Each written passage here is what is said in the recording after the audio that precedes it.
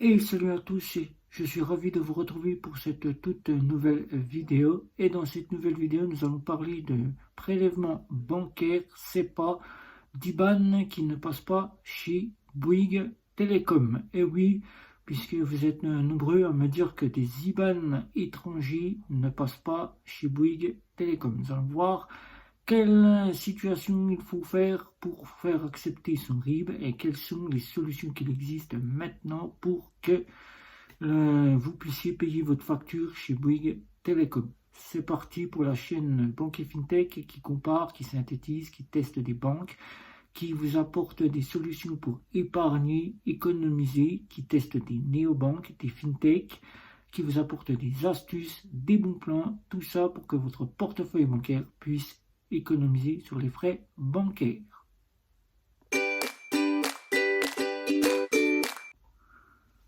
Je suis Guillaume de Banque et FinTech et dans cette vidéo nous allons parler d'IBAN qui ne passe pas chez Bouygues Télécom et quelles solutions il existe pour pouvoir se faire accepter pour payer ses prélèvements bancaires. Aujourd'hui, il faut savoir que quand vous ouvrez un compte, tous les IBAN français de banque passent chez Bouygues Télécom. Il n'y a donc aucun souci pour se faire prélever la facture de Bouygues Télécom. Mais là, il s'agit des solutions néobancaires FinTech, qu'on appelle FinTech, qui ne fonctionnent pas et qui aujourd'hui, certaines comme Lydia, qui est la seule française à ne pas pouvoir se faire accepter chez Bouygues Télécom, ne peut se voir prélever la facture. Que faire? Eh bien là, il n'y a pas de solution puisque j'ai bataillé avec Lydia et Bouygues Télécom. Aucun des deux n'a voulu me donner le pourquoi du comment ils n'acceptaient pas le RIB de chez Lydia. Et là encore, quand vous êtes à ce niveau-là, vous êtes souvent dans une banque étrangère. C'est-à-dire que vous êtes chez N26, Revolut, ou vous êtes encore chez Bank, vous êtes encore chez des banques étrangères puisque vous avez décidé de quitter les fameuses banques françaises. Vous ne souhaitez plus avoir ces solutions-là puisque vous trouvez moins cher dans un autre pays.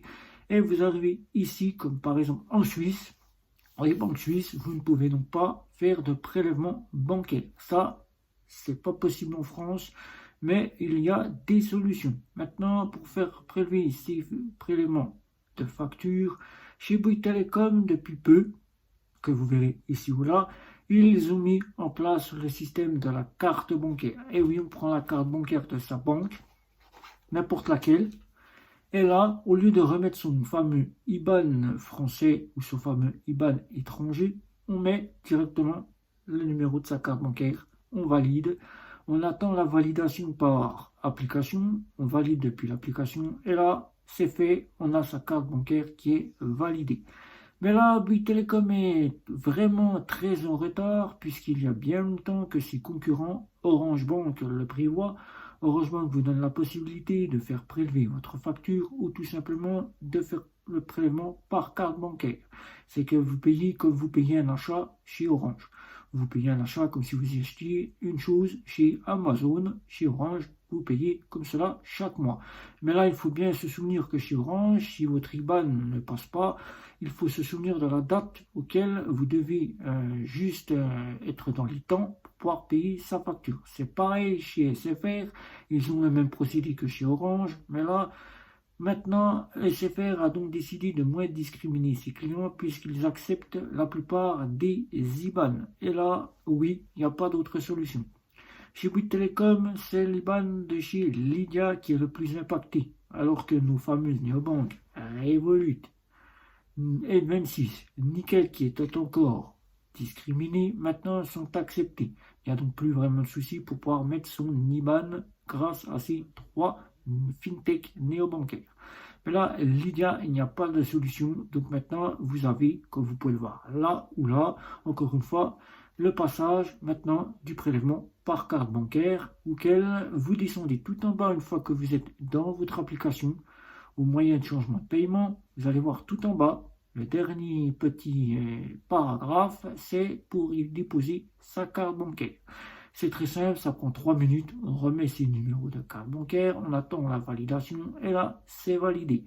Là encore, si vous êtes par exemple dans une banque suisse et que vous arrivez à vous faire accepter le RIB suisse en France, ce qui n'est généralement pas refusé, puisque moi j'ai des banques suisses, je les ai testées, Et les banques suisses, elles sont bien acceptées en France, puisque généralement, elles vous donnent un côté où vous avez un compte européen.